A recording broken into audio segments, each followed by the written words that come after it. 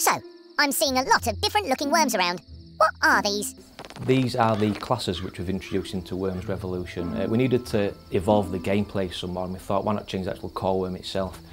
We've had the same worm for about 15 years now, so we thought, why not make it a bit different? So we've changed his actual physical size. So we've got these various new classes which we've got 4 of.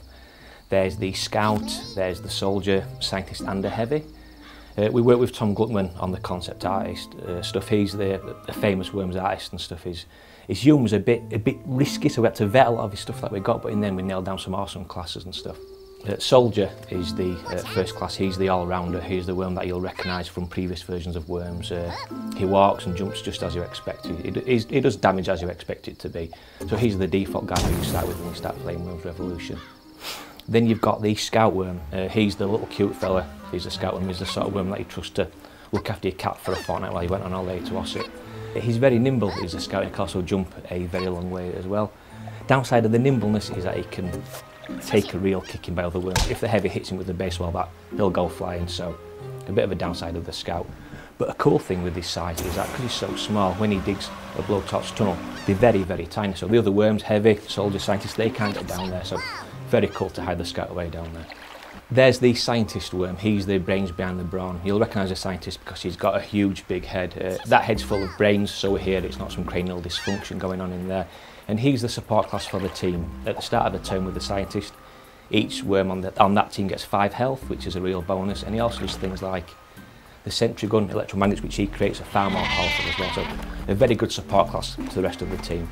But the downside is he's not a frontline fighter. With the Scientist, we find getting dug away somewhere, out of harm's way, and he'll support from the back of the Scientist.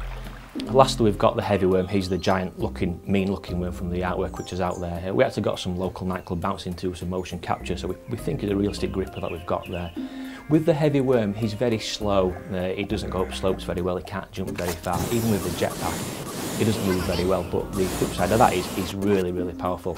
He can take a punch and he can give a punch back, so he's the sort of class who people like to fight toe-to-toe in Worms are going to love the Heavy class.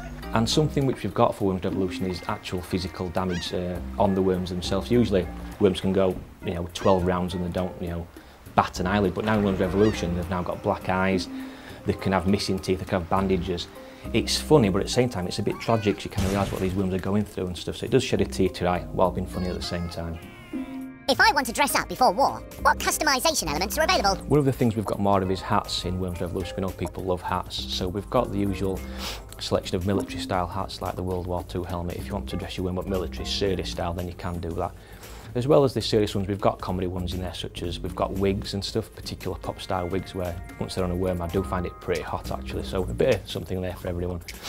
As well as the hats, we've also got new gravestones and we've also got new victory dancers, forts and other things. Something which we revamped for Revolution is the speech bank system. Before we had one sample pretty much for each one action in the game, but now, because you kind of get sick of hearing the same sample again and again, after 15 years of hearing a worm say, look at that, it's kind of got to us a bit now, so we've fixed that problem. And now you've got the bucket system in place where there's multiple samples for each one action in the game, so you never get bored of the worm saying the same thing over and over again. And we're very proud of the bucket system as well. Also for Worms Revolution we've got trinkets now as a customisable option where the worm takes these into battle. They don't really bring anything to the gameplay as such, they're just things that worms get out and play with while they're bored. For example, worm can get out a particular handheld console device. Actually no, it can't for legal reasons, we took that out of the game. So now it gets out a teddy bear, it gets out a football and it'll play with these while the action's going on waiting for its own turn. So they don't bring anything to the party, they just look funny when worms are playing with them.